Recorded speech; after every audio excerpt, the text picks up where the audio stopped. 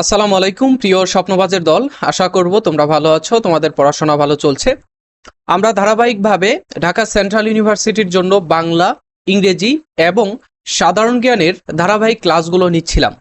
তো তোমরা যারা এই ক্লাসগুলো করছো, তোমাদের ধারাবাহিকতা রক্ষার জন্য ধন্যবাদ। এবং আমরা দ্বিতীয় ক্লাসে আজকে উপনীত হয়েছি। প্রথম ক্লাসে আমরা টপিক ভিত্তিক আলোচনা করেছিলাম যে কোন টপিক থেকে কয়টা প্রশ্ন এসেছে, সেইগুলো তোমাদেরকে এই যে সাজিয়ে দিয়েছি আর কি। তো এখন এই টপিকগুলোর উপরে আমরা ধারাবাহিকভাবে ফ্রি ক্লাসগুলো নিব। তো আজকের ক্লাসের আলোচ্য বিষয় হচ্ছে ধ্বনি ও বর্ণ। তো ধ্বনি ও বর্ণ অংশে আমরা কি কি পাই সেইগুলো তোমাদের সাথে আলোচনা করব আমাদের প্রিমিয়াম লেকচার শিট থেকে। আমরা আমাদের যেই লেকচার শিট, আমরা পেইড ব্যাচে যেই লেকচার শিটে স্টুডেন্টদের পড়াই, সেই লেকচার শিটেই কিন্তু আমাদের ক্লাসগুলো নেওয়া হবে। ঠিক আছে? আচ্ছা, আমাদের এই লেকচার শিটের পিডিএফ আমরা দিয়ে দেই স্টুডেন্টদের যদি আমাদের পেইড ব্যাচে ভর্তি হয়। ঠিক আছে? আমাদের পেইড ব্যাচে কিন্তু ভর্তি চলছে এবং পেইড ব্যাচে আমরা পরীক্ষাগুলো নিচ্ছি আপাতত। আর তোমরা পেইড ব্যাচে ভর্তি হলে পরীক্ষাগুলোও পাবে, সবগুলো পাবে। ওকে, আচ্ছা। দেখো, আমাদের দ্বিতীয় ক্লাসের আলোচ্য বিষয় হচ্ছে ধ্বনি ও বর্ণ। এটা প্রায় বিশ্ববিদ্যালয়গুলোতেই এইখান থেকে প্রশ্ন আসেই। ঠিক আছে? তো তোমাদের ভর্তি পরীক্ষায়ও প্রশ্ন আসবে এমনটাই আমরা প্রত্যাশা করছি, কেননা এটা হচ্ছে একটা ইম্পর্টেন্ট টপিক। ঠিক আছে? আচ্ছা, দেখো, তোমরা স্ক্রিন দেখতে পাচ্ছ কিনা আমি একটু জুম করে নেই। আচ্ছা, দেখা যাচ্ছে। দেখো এখানে ধ্বনি ও বর্ণ, ধ্বনি কি জিনিস, বর্ণ কি জিনিস, এগুলো নিয়ে একটু বেসিক তো তোমরা সকলেই জানো, কেননা ঢাকা সেন্ট্রাল ইউনিভার্সিটির ভর্তি পরীক্ষা হয় প্রতি বছর তোমার অন্যান্য বিশ্ববিদ্যালয়ের ভর্তি পরীক্ষার পরে। তো অন্যান্য বিশ্ববিদ্যালয়ে যখন ভর্তি পরীক্ষা তোমরা অলরেডি দিয়ে দিয়েছো, তার মানে তোমরা এগুলোর বেসিক কিছু জেনে ফেলেছো, তাই না? তো এখন আমরা জানবো হচ্ছে কোথায় থেকে পড়লে ঢাকা সেন্ট্রাল ইউনিভার্সিটি থেকে সেন্ট্রাল ইউনিভার্সিটিতে বি ইউনিটে ভালো করা যায়। শুধু বি ইউনিট না, অন্যান্য ইউনিটের ক্ষেত্রেও একই। সো তোমরা অন্যান্য ইউনিটে যারা ক্লাস করছো এগুলোও করতে পারো, সমস্যা নাই। দেখো, ধ্বনি হচ্ছে আমাদের বাকযন্ত্র থেকে উচ্চারিত যেই আওয়াজ, সেই আওয়াজটাই হচ্ছে আমাদের ধ্বনি। ঠিক আছে? আওয়াজটাই হচ্ছে ধ্বনি। ঠিক আছে? এখন এই ধ্বনি হচ্ছে আমাদের, এটা অর্থগত হইতে পারে, অনর্থগত হতে পারে, বা এটার একটা মিনিং আছে, বা এটার একটা সঠিক মিনিং আছে। এটা আমাদের যেমন ধ্বনি হতে পারে, আবার মিনিং নাই এমন আওয়াজও আমাদের ধ্বনি হতে পারে। ঠিক আছে? আচ্ছা, আর বর্ণ কি জিনিস?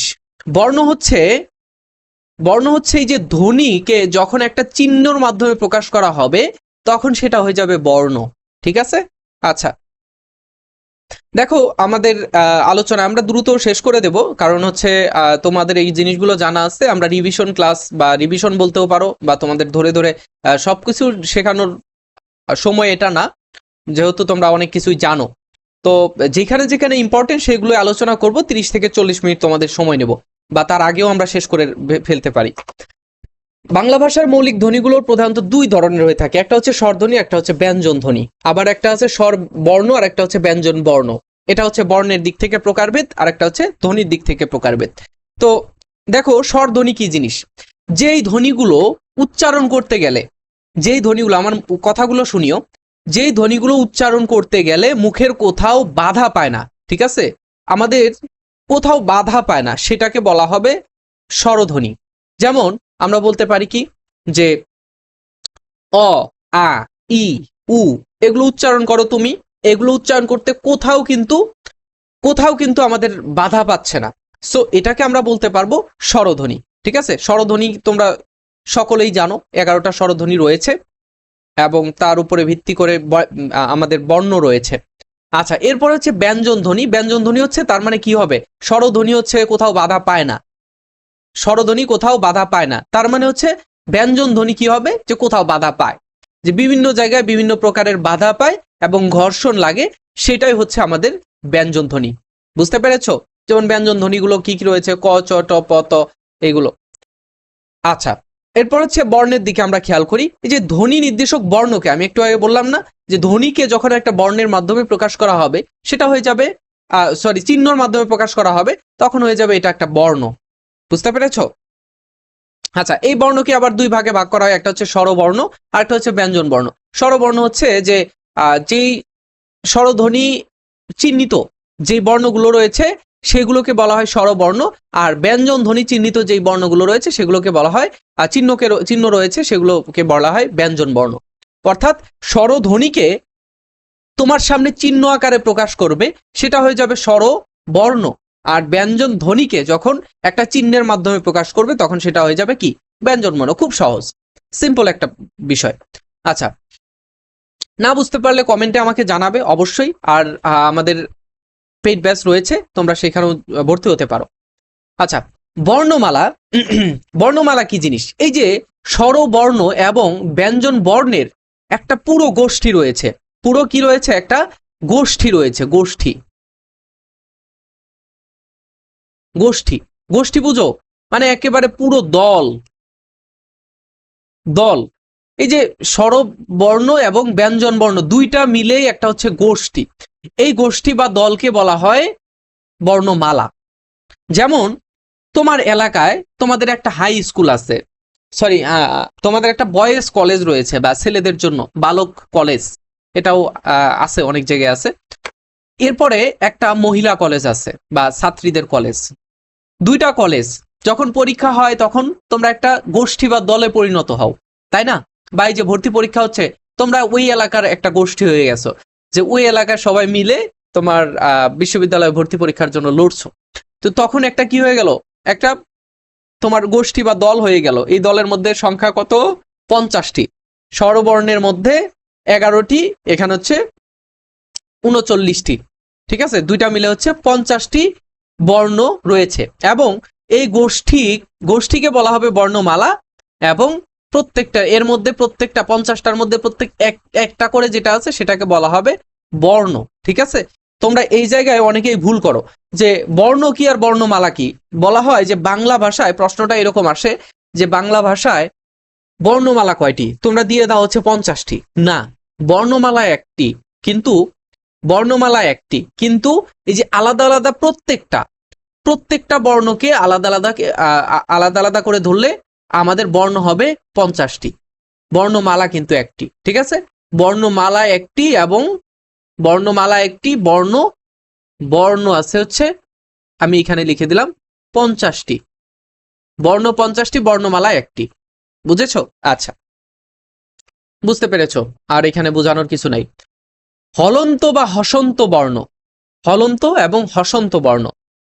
দেখো এখানে কি বলা হচ্ছে, দেখো, উচ্চারণের সুবিধার জন্য বাংলা ব্যঞ্জন বর্ণে দত্তিত ধ্বনি স্বরধ্বনিটি যোগ করে উচ্চারণ করা হয়ে থাকে। আচ্ছা, উচ্চারণের সময় আমরা যে কোনো বর্ণ, ব্যঞ্জন বর্ণ উচ্চারণ করার সময় তার শেষে কিন্তু যুক্ত থাকে। যেমন আমি যদি বলি ত এর সাথে কিন্তু যুক্ত আছে। বাংলা উচ্চারণের যে অধ্যায়টা রয়েছে সেখানে যখন আলোচনা করব সেটা আরো ক্লিয়ার হয়ে যাবে। আর তোমরা এইচএসসি তে উচ্চারণ পড়েছো, উচ্চারণ পড়ার সময় অবশ্যই স্যার তোমাকে বলেছে যে প্রত্যেকটা ব্যঞ্জন ধ্বনির সাথে থাকে, তাই না? তো যদি থাকে, তো ধ্বনি উচ্চারণ এই যদি আমরা ধরি হচ্ছে ত এর সাথে এটাকে আমরা ভেঙ্গে যদি লিখি তাহলে এই যে তর নিচে হসন্ত এবং আছে, এই যে নিচে যে হসন্ত বা ছোট একটা টান দিলাম এটাকে বলা হয় হসন্ত বা হলন্ত বর্ণ। ঠিক আছে, এটাকে না, এই যে সম্পূর্ণ এর সাথে যতটুকু আছে এটুকু হচ্ছে আমাদের হসন্ত বা হলন্ত বর্ণ। আমি এই যে নিচের দিকে একটু তোমাকে দেখাই, জাস্ট আমি ধরলাম এটা একটা বর্ণ, তাই না? এটা একটা বর্ণ। এখন এই বর্ণকে আমি যদি ভেঙ্গে লিখি তাহলে ক প্লাস এবং এই যে কর নিচে হচ্ছে একটা হসন্ত বা হলন্ত আছে। এখন এই যে এটাকে বললাম কি আমরা একটা বর্ণ জাস্ট, আর এই যে এর নিচে হসন্ত যুক্ত করে কিন্তু এটা, এই দুইটা মিলে হচ্ছে তোমার এই যে সম্পূর্ণ এখন এই যে আলাদা যখন হসন্ত দিয়ে আলাদা বর্ণটা আমি করে নিলাম তখন এইটুকুকে বলা হবে হলন্ত বা হসন্ত বর্ণ। হলন্ত বর্ণ, বুঝেছো? হলন্ত বা হসন্ত বর্ণ, বুঝতে পেরেছো? আচ্ছা, এখানে বলা হচ্ছে স্বরধ্বনি সংযুক্ত না হলে উচ্চারিত ব্যঞ্জন ধ্বনির প্রতীককে বলা হয় হসন্ত বা হলন্ত। যেমন এই যে এখানে বলা হয়েছে, আমি যেটা বুঝাইলাম আর কি, যে এই যে স্বরধ্বনির এই অংশটা বাদ দিলে, টা বাদ দিলে বাকি যতটুকু থাকে এই যে এই চিহ্নটা সহ সেটুকুই বলবো কি সেটুকুকে আমরা বলবো হচ্ছে হসন্ত বা হলন্ত বর্ণ। বুঝেছো? আচ্ছা, না বুঝতে পারলে আমাকে তারপরেও জানাবে, ইনশাল্লাহ আমি তোমাদের বোঝানোর চেষ্টা করব।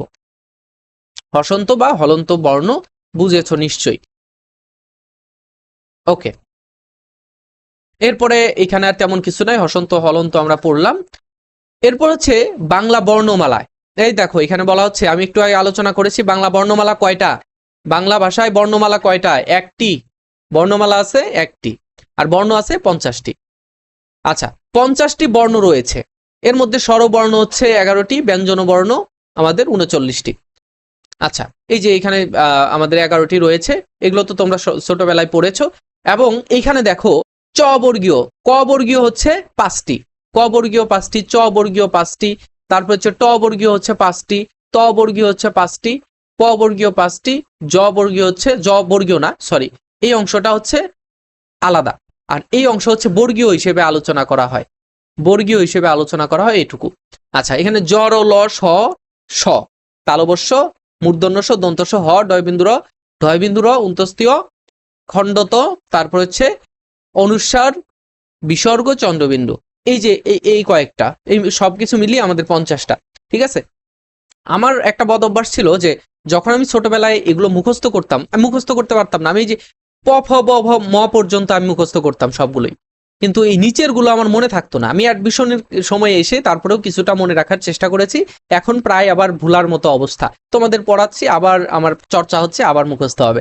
এই জিনিস কয়টা তোমরা একটু মনে রাখবা, কেননা এই যে পরবর্তীতে তোমাদের যে এই যে স্পর্শ ব্যঞ্জন, তারপর হচ্ছে মানে উচ্চারণ, এই যে উচ্চারণগত জায়গার অবস্থার উপর ভিত্তি করে কয়েকটা ভাগে ভাগ করায়, কণ্ঠ, মূর্ধ, দন্ত, অষ্ট, নাসিক্য, তারপরে তাড়িত ব্যঞ্জন, এই যে এইগুলো পার্শ্বিক, পার্শ্বিক ব্যঞ্জন, তাড়িত ব্যঞ্জন, এইগুলোর ক্ষেত্রে তোমাকে এই অংশটা একটু মনে রাখতে হবে, এই অংশটা। ঠিক আছে? আচ্ছা, কেননা আছে এই যে 5, 10, 14, এই 14টা ব্যঞ্জনের মধ্যেই, এই 14টা ব্যঞ্জনের মধ্যেই অ্যাডমিশনে অনেক কিছু নির্ভর করে। এখান থেকে প্রশ্ন আসলে এই যে এই জায়গাগুলো থেকে প্রশ্ন করে। আচ্ছা, এরপরে আছে আমরা সংক্ষিপ্ত রূপ চলে আসি, যে স্বর ও ব্যঞ্জন ও বর্ণের আমাদের যে সংক্ষিপ্ত রূপ রয়েছে, অর্থাৎ সংক্ষিপ্ত রূপ বলতে কি বোঝায়, এই যে কার এবং ফলাকে বোঝায়। এটাকে স্বর বর্ণের সংক্ষিপ্ত রূপকে বলা হয় কার, ব্যঞ্জন বর্ণের সংক্ষিপ্ত রূপকে বলা হয় ফলা। আমরা জানি কার চিহ্ন হচ্ছে কয়টি? 10টি। এবার এসএসসি পরীক্ষায় এই প্রশ্নটা এসেছিল যে কার চিহ্ন কয়টি রয়েছে? 10টি। ঠিক আছে? আচ্ছা, আর ফলা চিহ্ন, ফলা কয়টি রয়েছে? 6টি। দেখো আমরা নিচে একটু পড়ি, যে এই যে স্বরবর্ণের সংক্ষিপ্ত রূপকে বলা হয় সংক্ষিপ্ত স্বর বা কার, কার বলা হয়। আমরা কার চিহ্ন জানি যে ময়ের সাথে আকার যুক্ত করলে মা হয়ে যায়। আবার ফলা হচ্ছে কয়টি? ফলা হচ্ছে দেখো, যে র ফলা, ম ফলা, জ ফলা, ল ফলা, ন ফলা, ঠিক আছে, ব ফলা, ম ফলা, এই যে এই জিনিসগুলো হচ্ছে তোমাদের ফলা বলা হয়, ব্যঞ্জন বর্ণের সংক্ষিপ্ত রূপ। রূপ রয়েছে কয়টি? 6টি। আচ্ছা, এরপরে আমরা আসবো হচ্ছে বর্ণের বর্গীয় শ্রেণী বিভাগ। আমি এই যে একটু আগে বলেছি না এখানে, এই যে উপরে, যে এটাকে বলা হয় ক বর্গীয়, মানে ক এর লাইনে যে 5টা রয়েছে সেটাকে বলা হয় ক বর্গীয়। তারপরে চ বর্গীয়, তারপরে হচ্ছে ট বর্গীয়, তারপরে ত বর্গীয়, তারপর হচ্ছে ম বর্গীয়, সরি প বর্গীয়। ঠিক আছে, এই যে এই 5টা লাইনকে বলা হয় বর্গীয় লাইন। ঠিক আছে, বর্গীয় ব্যঞ্জন। এই যে এই দেখো, ক এর সাথে যে কয়টা রয়েছে ধ্বনি হিসেবে, এগুলো কণ্ঠ ধ্বনি, কণ্ঠধ্বনি বলা হয়। এই বর্ণ হিসেবে ক বর্গীয় বর্ণ এবং চ বর্গীয় বর্ণ হচ্ছে এই যে এটা, চ, চ হচ্ছে এটা তালব্য, আর ক হচ্ছে এটা কণ্ঠ, তারপর হচ্ছে ট হচ্ছে মূর্ধা বা মূর্ধন্য, মূর্ধন্য বর্ণ, ট বর্গীয়, এবং হচ্ছে ত হচ্ছে দন্ত বর্গীয়, সেটা হচ্ছে ত, ত বর্গীয়, এবং এটা হচ্ছে বর্ণ, অষ্টবর্ণ, বা এটা হচ্ছে প বর্গীয়। ঠিক আছে? আচ্ছা, এই যে বর্গীয়গুলো তোমরা একটু মনে রাখবা, আমি বোঝানোর চেষ্টা করেছি যে উপরের জায়গা থেকে। এটাকে বলা হবে কণ্ঠবর্ণ, এটাকে বলা হবে তালব্য বর্ণ, যদি আমি ভুল না করি, তালব্য। তারপরে এটাকে বলা হবে ট কে বলা হবে মূর্ধন্য বর্ণ। তারপরে হচ্ছে ট, মানে ট এই লাইনের 5টাকে, এই লাইনের 5টাকে, প্রত্যেকটা লাইনের 5টাকে। তারপর হচ্ছে ত কে বলা হবে তোমার দন্ত বর্গীয় বা বর্ণ। প কে বলা হবে অষ্টবর্ণ। ঠিক আছে? আচ্ছা, এই তো। এরপর হচ্ছে যৌগিক স্বর। যৌগিক স্বরগুলোকে কিভাবে আমরা ভাগ করব এগুলো আমি পরে পরে পড়াচ্ছি, এবং তোমরা একটু রিভিশন দিবা। আমার এগুলোর স্ক্রিনশট নিতে পারো, অথবা আমাদের পেজ বেসে ভর্তি আমাদের পিডিএফ গুলো তোমরা সংগ্রহ করতে পারো, ঠিক আছে? আচ্ছা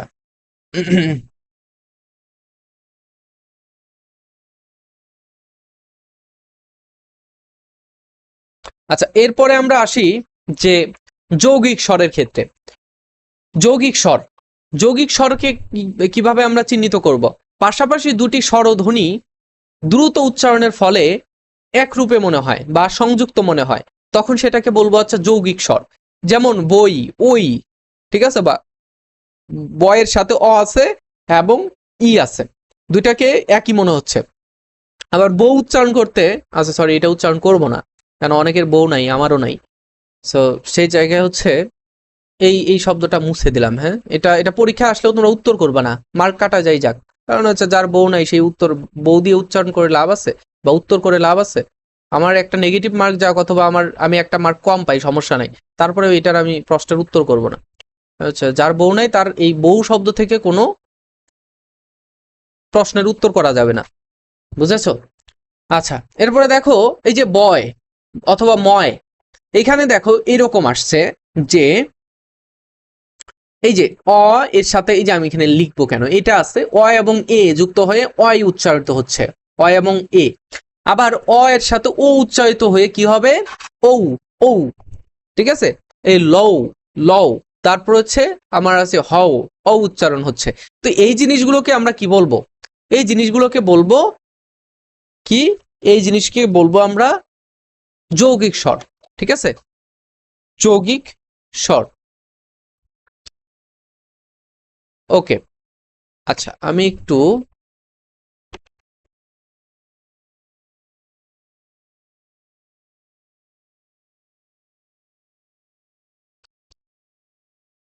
ওকে আচ্ছা, এরপরে আমরা সব থেকে গুরুত্বপূর্ণ অংশে চলে আসছি। দেখো, যৌগিক স্বরধ্বনি, বাংলা ভাষায় যৌগিক স্বরধ্বনির সংখ্যা 25টি। যৌগিক স্বরধ্বনি কি কি এবং কোনটা দ্বারা কি শব্দ তৈরি হয়েছে অ্যাডমিশনে, এখান থেকে কিন্তু প্রশ্ন বেশ আসতে দেখা যায়। আচ্ছা, এরপর হচ্ছে বাংলা বর্ণমালায় যৌগিক স্বরজ্ঞাপক দুটি বর্ণ রয়েছে, যেমন ওই, ঠিক আছে, ওই এবং ও। অন্য যৌগিক স্বরের প্রতীক স্বরূপ কোনো বর্ণ নেই। এই যে এদের এদের কোনো এদের নির্দিষ্ট করে বর্ণ রয়েছে, ওইকে আমরা ভেঙ্গে লিখতে পারি এটা, এবং ওকে আমরা ভেঙ্গে লিখতে পারি এটা। কিন্তু আমাদের এই যে বাকি যেই যৌগিক স্বর রয়েছে, যৌগিক স্বরধ্বনি, এই যৌগিক স্বরধ্বনির কোনো আলাদা বর্ণ নেই।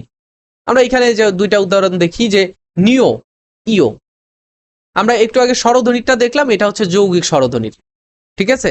আচ্ছা, স্বরধ্বনির। আর আচ্ছা, এটা হচ্ছে স্বরধ্বনির, আর ব্যঞ্জন ধ্বনিরটা নাই। ওকে, ব্যঞ্জন ধ্বনির তো নাই, কারণ স্বরধ্বনির ক্ষেত্রেই যৌগিক হয়, যৌগিক স্বরধ্বনি, ঠিক আছে? আচ্ছা, এরপরে দেখো আমরা উচ্চারণগত বিভাগ, এইখান থেকে ইম্পর্টেন্ট, তোমরা একটু মনোযোগ সহকারে এই ক্লাসটা করো, আশা করবো এখান থেকে প্রশ্ন পাবাই, যে কোনো ভর্তি পরীক্ষায় এই অংশ থেকে প্রশ্ন আসেই। দেখো, বলা হচ্ছে যৌগিক ব্যঞ্জন ধ্বনির উচ্চারণগত বিভাগ, উচ্চারণগত স্থান অনুযায়ী ব্যঞ্জন ধ্বনিকে কত ভাগে ভাগ করা হয়, ব্যঞ্জন ধ্বনিকে কয় ভাগে ভাগ করা হয় সেটা আমরা একটু দেখব। দেখো, জিহ্বা থেকে যখন উচ্চারিত হয় তখন সেটাকে বলা হয় কণ্ঠ বা জিহ্বামূলীয়। যখন তালু থেকে উচ্চারিত হয় তখন তাকে বলা হয় তালব্য। দন্ত থেকে যখন পশ্চাৎ দন্ত বা এই যে মূর্ধা থেকে যেটা উচ্চারিত হয়, সেটা থেকে যদি উচ্চারিত হয় তখন সেটাকে বলা হয় দন্তমূলীয় বা মূর্ধন্য বর্ণ। তারপরে হচ্ছে অগ্রদন্ত বা দন্ত, দাঁত থেকে যখন উচ্চারিত হবে, দাঁতের সাথে যখন জিহ্বা লাগবে তখন সেটাকে বলবো আমরা দন্তবর্ণ। আর অষ্টবর্ণ কাকে বলবো? যখন ঠোঁটের সাথে ঠোঁট মিলিত হয়ে উচ্চারিত হবে তখন সেটাকে বলবো হচ্ছে অষ্টবর্ণ। তোমরা নিজেরা এই বর্ণ কয়েকটা উচ্চারণ করে দেখতে পারো, এই বর্ণ কয়েকটা তোমরা উচ্চারণ করবা, করে তোমরা একটু দেখে নিবা যে আসলে আমি যে বলছি কথাগুলো সেগুলো সত্য হয় না মিথ্যা, ঠিক আছে? আচ্ছা, এখানে আমরা সময় নষ্ট করব না, এখানে হচ্ছে আমরা কি পড়বো, এখান থেকে আসলে জাস্ট পড়বো হচ্ছে যে কণ্ঠবর্ণ কয়টি এবং কি কি। কণ্ঠবর্ণ এই কয়েকটা তোমরা মুখস্থ রাখবা, মনে রাখবা, তারপর হচ্ছে মূর্ধন্য বর্ণ। আমি এই যে উপরে কিন্তু তোমাদের এই যে যখন এই যে লাইন আকারে বলেছিলাম তখন কিন্তু এইভাবে বলেছিলাম। ওকে, এরপর হচ্ছে দন্ত বর্ণ এই 5টি, তারপর অষ্টবর্ণ এই 5টি, নাসিক্য বর্ণ এইবার কিন্তু গত বছর 24-25-এ ঢাকা সেন্ট্রাল ইউনিভার্সিটির 24-25-এ ডিসিইউ 2024-25 কিন্তু এখান থেকে প্রশ্ন আসছে। এই যে দন্তবর্ণ কোনটি, তখন ওইখানে দেওয়া ছিল যে উ না ইও দেওয়া ছিল, এই দুইটার একটা দেওয়া ছিল, উ অথবা ইও। ঠিক আছে, নাক দিয়ে যে সব উচ্চারিত হয় তখন সেটাকে বলা হয় নাসিক্য বর্ণ। বুঝতে পেরেছো? আচ্ছা, এরপরে হচ্ছে আমাদের এই যে উপরের দিকে চলে আসি।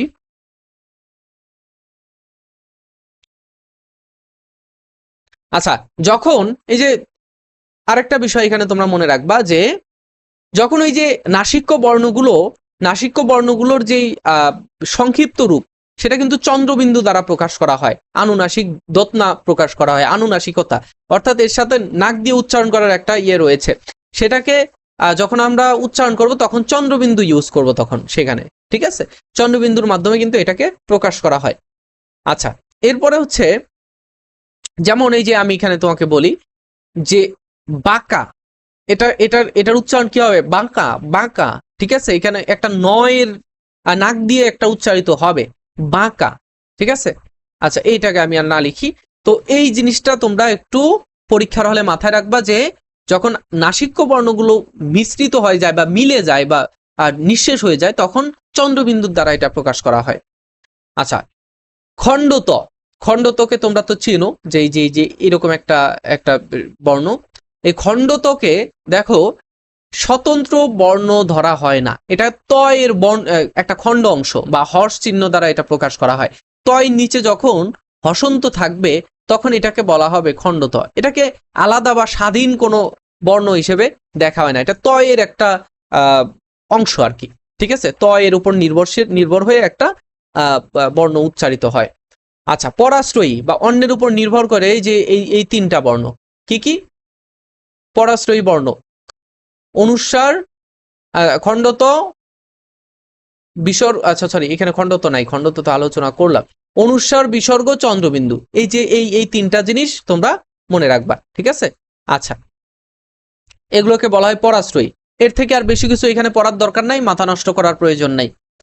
আচ্ছা, এরপরে দেখো যে ব্যঞ্জন ধ্বনির বিভাগ ও উচ্চারণগততার দিক থেকে এই দেখো স্পর্শ ব্যঞ্জন, এখানে স্পর্শ ব্যঞ্জন কোনগুলো এবং কি কি সেগুলো একটু পড়ার জন্য তোমাদের মাথায় রাখতে হবে ঘোষ ধ্বনি, অঘোষ ধ্বনি, অল্প প্রাণ মহাপ্রাণ, নিচে আসবো এটা, এই যে অল্প প্রাণ মহাপ্রাণ রয়েছে এবং ঘোষ অঘোষ রয়েছে।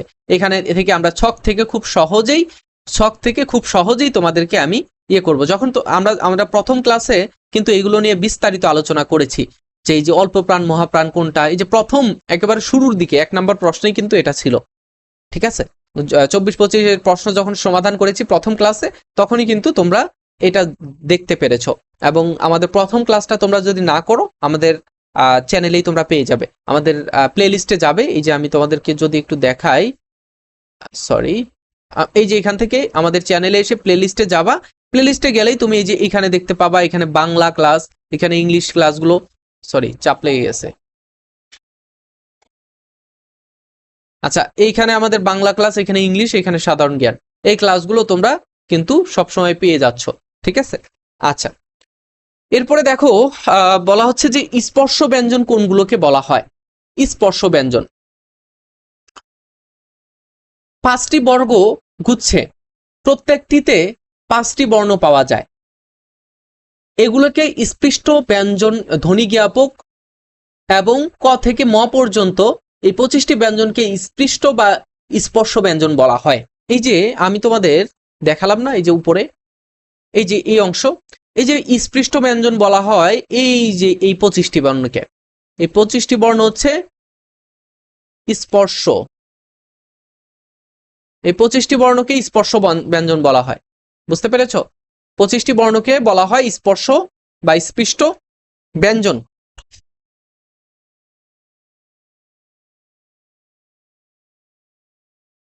এরপরে দেখো এই যে স্পৃষ্ট ব্যঞ্জন বা স্পর্শ ব্যঞ্জন এদেরকে আবার দুই ভাগে ভাগ করা হয়, একটা হচ্ছে ঘোষ ধ্বনি, একটা হচ্ছে অঘোষ ধ্বনি।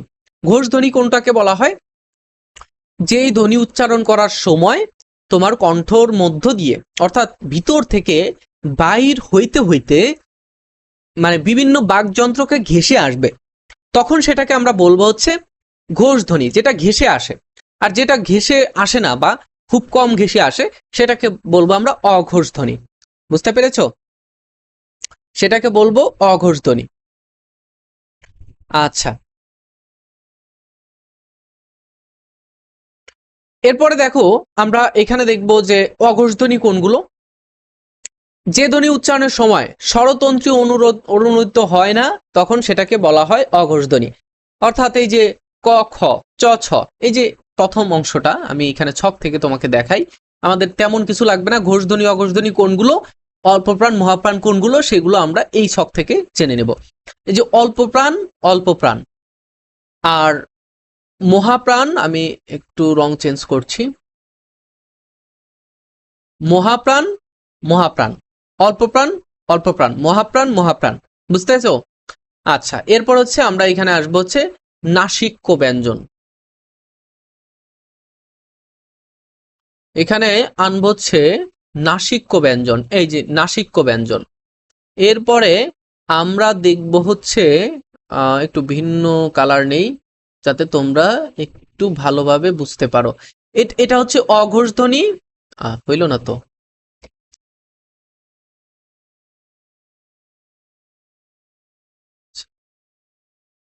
আচ্ছা, আমি এখানে দেখো, এটা হচ্ছে অঘোষধ্বনি আর এটা হচ্ছে ঘোষধ্বনি। অঘোষধ্বনি এবং ঘোষধ্বনি, বুঝেছো?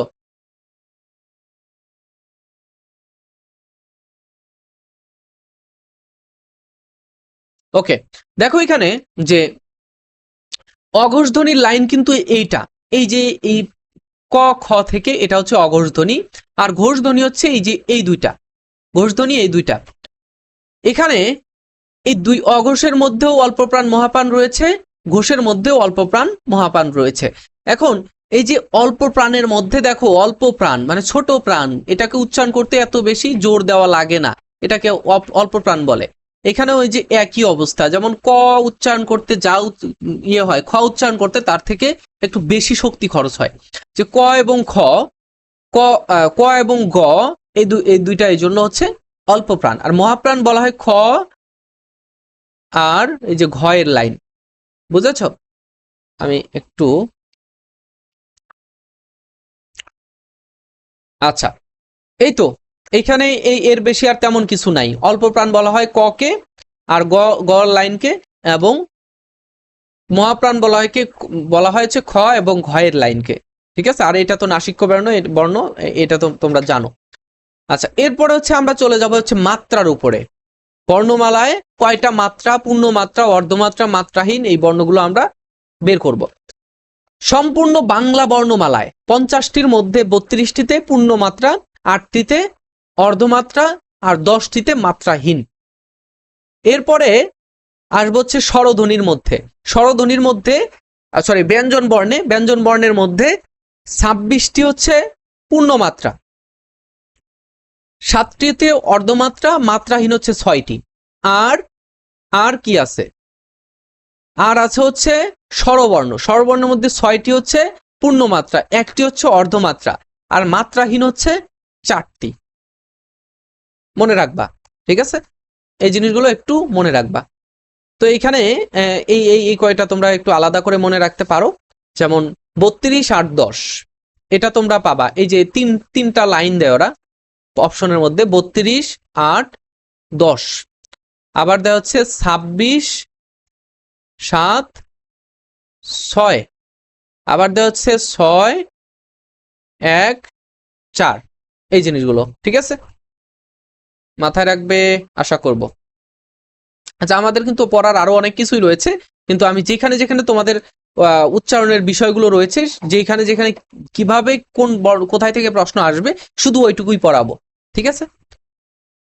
আচ্ছা, দেখো এখানে কি রয়েছে, যে স্বরধ্বনির উচ্চারণ স্থান ভিত্তিক আমাদের কি কি রয়েছে। এগুলো আমাদের এত বেশি প্রয়োজন নাই, আমাদের প্রয়োজন হচ্ছে এই যে এই জিনিসটা, এই জিনিসটা সারা জীবন তোমাদের প্রয়োজনে আসবে। তোমরা যারা ভার্সিটিতে ভর্তি হয়েছো বা অলরেডি তোমাদের কোথাও চান্স পেয়েছো, তোমাদের সামনে চাকরির অথবা জাতীয় বিশ্ববিদ্যালয়ে ভর্তি পরীক্ষা দিয়েছো, চান্স হয়েছে, যেভাবেই হোক না কেন তোমরা চাকরির পরীক্ষা যদি দাও, ইন্টারমিডিয়েটের সার্টিফিকেট দিয়েও যদি চাকরির পরীক্ষা দাও, এই জিনিসটা তোমার সারা জীবনের জন্য প্রত্যেকটা ভর্তি পরীক্ষার ক্ষেত্রে প্রশ্ন আসবেই এবং আসে। এটাকে আমি মনে রাখছি এইভাবে, ইয়ে আর উ, ইয়ে উ এবং শেষে হচ্ছে আ। দেখো এখানে যে ই এ এ, ই এ এ, ইয়ে, ঠিক আছে। আর এটাকে আমি যখন অফলাইনে পড়াইতাম পোলাবানদের, তখন একেবারে সবাই এইটা একেবারে সমিলের মধ্যে যখন কাঠ ফাড়াই করে না, তখন যে শব্দটা উচ্চারিত হয়, তখন বা তখন যে শব্দটা হয়, সেই শব্দের সাথে আমার কণ্ঠটা মিলিয়ে দেয়, যে এইভাবে যে ইয়ে এবং উ, ঠিক আছে। যেমন এই যে মুখটা আস্তে আস্তে খুলো তুমি, উ এরপরে অ এরপরে আ, আর এইখানে হচ্ছে ই এ এ আর শেষে হচ্ছে আ। বুঝতে পেরেছো? এইভাবে তোমরা একটু মনে রাখবা। আচ্ছা, এখানে দেখো আমাদের প্রশ্ন আসে যেটা এখান থেকে, সেটা হচ্ছে সম্মুখ স্বরধ্বনি কোনটা। সম্মুখ স্বরধ্বনি হচ্ছে ই, তারপর হচ্ছে এ, তারপরে হচ্ছে এ, এই তিনটা। পশ্চাৎ স্বরধ্বনি উ, অ, এ, অ, ঠিক আছে, এই এই তিনটা। আর হচ্ছে মধ্য স্বরধ্বনি হচ্ছে এটা। আচ্ছা, সামনে গেল, মধ্য গেল, পিছনে গেল। ওকে, এখন উঁচু নিচুর দিক থেকে আমরা হিসাব করব। এটা হচ্ছে উচ্চ, এইখানে উচ্চ শব্দটা কোথায় চলে গেল, উচ্চ, এটা হচ্ছে উচ্চ। তারপর হচ্ছে উচ্চ মধ্য, তারপর হচ্ছে নিম্ন মধ্য, তারপর হচ্ছে নিম্ন। এই চারটা বিভাগ বিভাগ করা হয়। আমি এখানে যদি আমি নিচের দিকে আমি তোমাদের একটু অঙ্কন করে দেখাই, হ্যাঁ, এখানে ই, ওরে, আচ্ছা, আমি এই যে আমার এইখানে এইখানে আমি নিচ্ছি। এখানে দেখো যে আমি যদি লিখি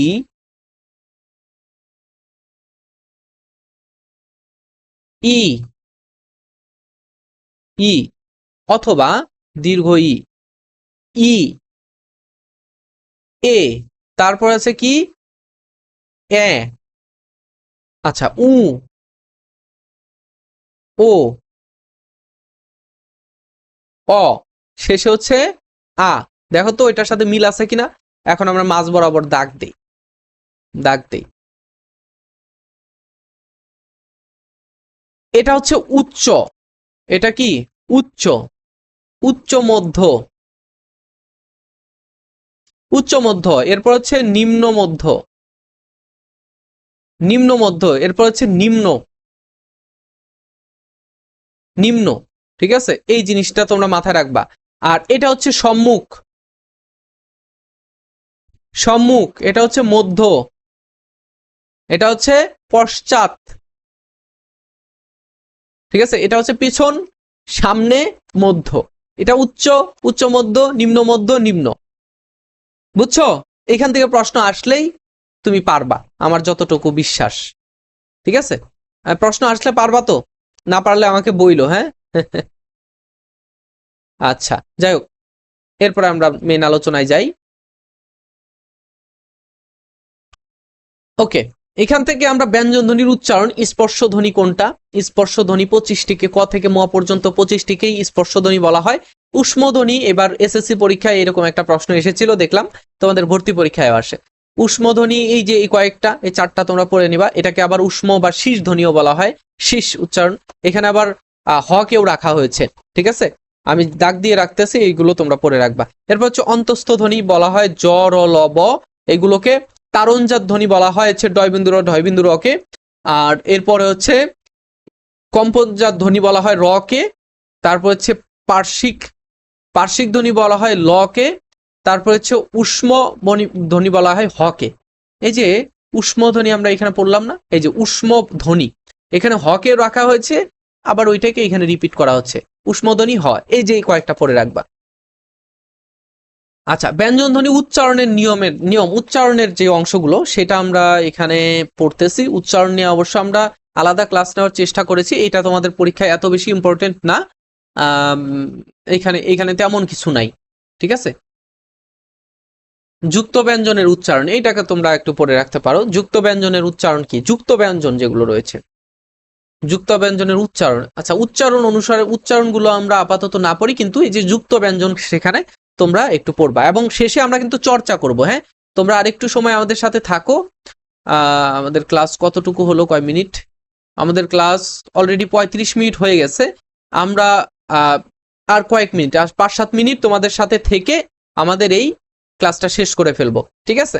আচ্ছা, দেখো এইখানে বর্ণ, এগুলো তোমরা স্ক্রিনশট দিয়ে রাখো। হ্যাঁ, এই যে যেই বর্ণগুলো আমরা দিয়েছি সেগুলো তোমরা স্ক্রিনশট দিয়ে রাখো। এখান থেকে ইম্পর্টেন্ট যেগুলো সেগুলো আমি দাগিয়ে দিচ্ছি।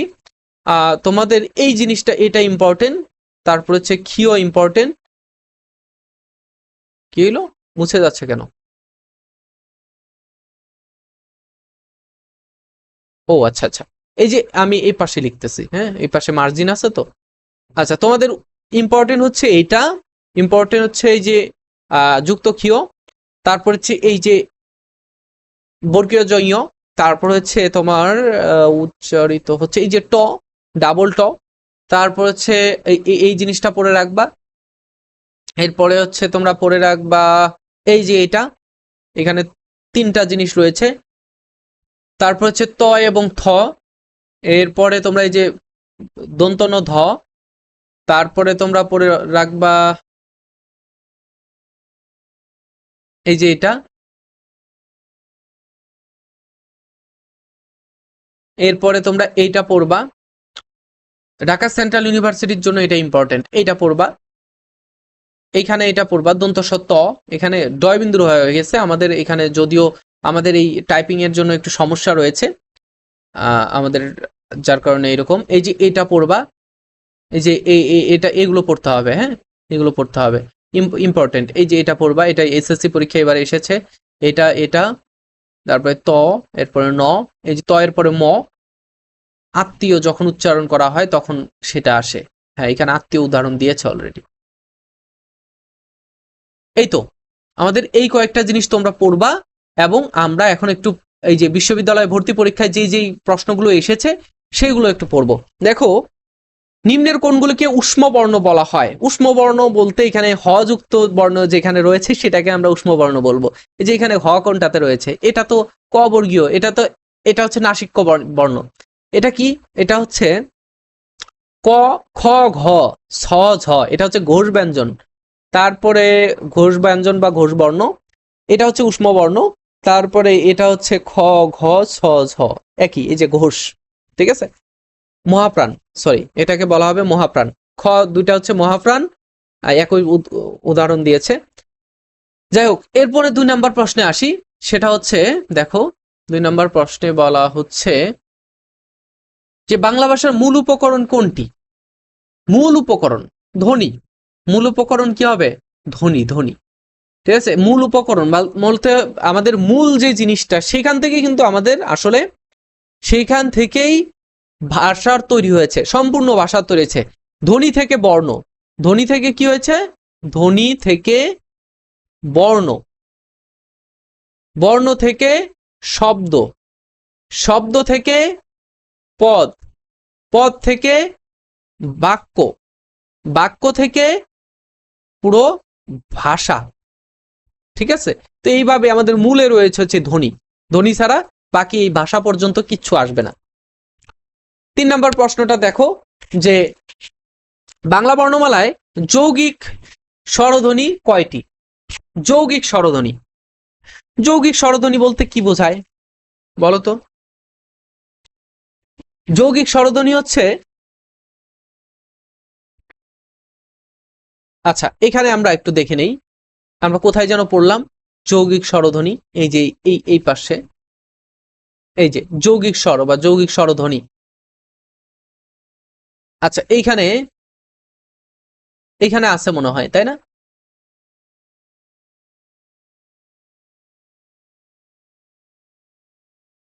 এই যে যৌগিক স্বরধ্বনির সংখ্যা হচ্ছে 25টি, যৌগিক স্বরধ্বনির সংখ্যা 25টি, কিন্তু যৌগিক স্বর বর্ণের, এখানে প্রশ্নটা ভুল করেছে, এই জন্যই তো আমি খুঁজে পাচ্ছি না। যৌগিক স্বর বর্ণ হচ্ছে 2টি, এই যে এই দুইটা, ঠিক আছে? যৌগিক স্বর বর্ণ, আর যৌগিক স্বর ধ্বনি তো 25টি, এখানে প্রশ্নে তাহলে ভুল দিয়েছে অপশন। এই যে আচ্ছা, যৌগিক স্বরধ্বনি তো 25টি, এখানে তো কয়টি? 25টি, তাই তো বলি 25টি, কিন্তু ধ্বনি না, এটাকে যৌগিক স্বর বর্ণ যদি বলে তাহলে অ্যান্সার হবে 2টি। বুঝছো?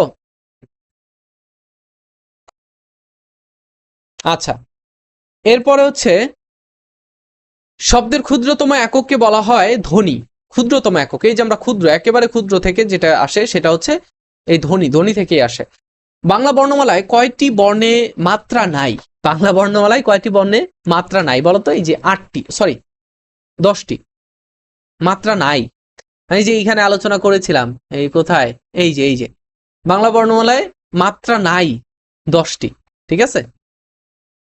আচ্ছা, এরপর হচ্ছে ক থেকে ল পর্যন্ত মোট ব্যঞ্জন বর্ণের সংখ্যা কয়টি? ক থেকে ল মানে এই যে আমরা এখানে একটু দেখি, এই যে ক থেকে ল, ক থেকে ম পর্যন্ত হচ্ছে উপরে রয়েছে না, হ্যাঁ এই যে ক থেকে ল পর্যন্ত দেখো 25, 26, 27, 28টা। ক থেকে ল পর্যন্ত 28টা, জ র ল, ঠিক আছে 28, এই যে 28। এটা হচ্ছে অষ্টধ্বনির ব্যঞ্জন বর্ণ গুলো হলো ড্যাশ। এই যে অষ্টধ্বনির ব্যঞ্জন বর্ণ প ফ ব ভ ম, কই? এই যে এখানে প ফ ব ভ ম, ঠোঁট দিয়ে উচ্চারিত হচ্ছে। তারপর খণ্ডত, প্রকৃত প্রসারে, প্রকৃত প্রসারে কোন বর্ণের খ র প? আচ্ছা, এখানে আমাদের এটা ভেঙে গেছে, এই প্রশ্নটা ভেঙে গেছে, এটা আমরা আপাতত সলভ করছি না, পরবর্তীতে সময় করে তোমাদের এটা সলভ করে দেব। কোন দুটি স্বরের মিলিত ধ্বনিতে ওই সৃষ্টি হয়? ওই, ওই, এই যে এটা না, এটাই তো ওই, এই যে ওই, ওই, ওই না ওই? ওকে, এই যে আমরা যেখানে দেখলাম সেখানে চলে যাই, এই যে ওই, ওই, ঠিক আছে, এই যে ওই, ঠিক আছে, আমি তো এটাই দেখলাম। যাই হোক, এই যে আমাদের এটা উচ্চারিত হবে কোনটা? এই যে ওই, ঠিক আছে। আচ্ছা, অষ্টবর্ণ কোনটি? প ফ ব ব ম। আচ্ছা, এরপর হচ্ছে ব্যঞ্জন বর্ণের সংক্ষিপ্ত রূপকে বলা হয়, ব্যঞ্জন বর্ণের সংক্ষিপ্ত রূপ কি বলা হয়? ফলা বলা হয়। মহাপ্রাণ বর্ণগুচ্ছ কোনটি? মহাপ্রাণ, মহাপ্রাণ, মহাপ্রাণ বর্ণগুচ্ছ হচ্ছে খ ছ ঠ, ক খ ঙ, খ গ ঙ, মহাপ্রাণ। মহাপ্রাণ তোমাকে বলেছিলাম অল্প প্রাণ, মহাপ্রাণ। অল্প প্রাণ হচ্ছে ক, খ হচ্ছে মহাপ্রাণ, আবার গ হচ্ছে অল্প প্রাণ, ঘ হচ্ছে মহাপ্রাণ। এইভাবে তুমি উচ্চারণ করো। দেখো, ক এর পরে খ, এটা হচ্ছে মহাপ্রাণ, চ এর পরে ছ, এটা মহাপ্রাণ, ট এর পরে ঠ, এটা হচ্ছে মহাপ্রাণ। এটাই অ্যান্সার হবে। ক হচ্ছে অল্প প্রাণ, সো এটা বাদ প্রথমেই। গ হচ্ছে অল্প প্রাণ, এটাও বাদ। চ হচ্ছে অল্প প্রাণ, এটাও বাদ। ঠিক আছে? আচ্ছা, কিভাবে আমি নির্ণয় করলাম? এই যে আমাদের উপরে চলে আসো, এই যে বললাম অল্প প্রাণ মহাপ্রাণ, অল্প প্রাণ মহাপ্রাণ। বুঝছো? আমি এই যে উপরে কিন্তু আমি এই যে বর্ণ আলাদা করে, আমি কিন্তু রং আলাদা করে তোমাদের দেখিয়ে দিয়েছি। ঠিক আছে? আচ্ছা, তো এইগুলো হচ্ছে আমাদের প্রশ্ন, এগুলো হচ্ছে বিগত বছরের বিভিন্ন জায়গায় প্রশ্ন এসেছে। দেখো, এই যে রাবি, তারপর হচ্ছে ঢাবি, হ্যাঁ এখানেও ঢাবিতে এসছে, রাবিতে এসছে। এগুলো তোমরা একটু চর্চা করে নিবে। আর তোমাদের এখানে অনুশীলনী কিন্তু দেওয়া রয়েছে, এই যে অনুশীলনী প্লাস হচ্ছে আমাদের উত্তরগুলো দেওয়া রয়েছে। আমাদের প্রিমিয়াম ব্যাচে যুক্ত হলে তখন তুমি এগুলো সবকিছুই পাবে। ঠিক আছে? এই যে আমাদের পুরো লেকচার শিট কিন্তু পড়ানো শেষ, আমাদের পুরো লেকচার শিট কিন্তু পড়ানো শেষ। এই লেকচার শিটের মধ্যে এই জিনিসগুলো রয়েছে, এবং প্রথম লেকচার শিটে তোমাদের যা যা ছিল সেগুলো আমি আলোচনা করেছি। এই যে আমি তোমাদের এমসিকিউ গুলো এখানে দিয়ে দিলাম, এই যে স্ক্রিনশট নিয়ে রাখো, এগুলো তোমরা একটু প্র্যাকটিস করে নেবে। হ্যাঁ, তোমাদের জন্য আমি সবই করতে পারি, ফারুক একাডেমি তোমাদের সাথে আছে, সবসময় সাথেই থাকবে, এটাই প্রত্যাশা করো, আমিও করি, তোমরাও আমার সাথে থাকো। ঠিক আছে? আর আমাদের যে এক্সাম ব্যাচে ভর্তি চলছে, আমাদের এক্সাম ব্যাচে আমি তোমাদের যদি একটু দেখাই, আমাদের এক্সাম ব্যাচে ভর্তি চলছে। দেখো, এই যে ঢাকা সেন্ট্রাল ইউনিভার্সিটির জন্য আমাদের এক্সাম ব্যাচে ভর্তি চলছে। বি এবং সি ইউনিটের শিক্ষার্থীরা এখানে পরীক্ষা দিতে পারবা। এবং আমাদের এই কোর্সে কি কি থাকবে দেখো, অনেকগুলো পরীক্ষা নেওয়া হবে, মডেল টেস্ট নেওয়া হবে। তোমরা যারা ভর্তি হতে চাও অবশ্যই আমাদের এই এক্সাম ব্যাচে ভর্তি হবে, মাত্র 199 টাকা। আমাদের এই যে এখানে হোয়াটসঅ্যাপ নাম্বার রয়েছে, এই নাম্বারে যোগাযোগ করবে। ঠিক আছে? আর আমাদের পেইড ব্যাচে ভর্তি করানো হচ্ছে, আমাদের পেইড ব্যাচ, আমাদের একটা ভালো গাইডলাইন নেওয়ার জন্য ভালো গাইডলাইন যদি তোমরা নিতে চাও, আমাদের পেইড ব্যাচ, আমাদের যেটা ঢাকা সেন্ট্রাল ইউনিভার্সিটির পেইড ব্যাচ, সেখানেও কিন্তু আমরা ভর্তি করাচ্ছি।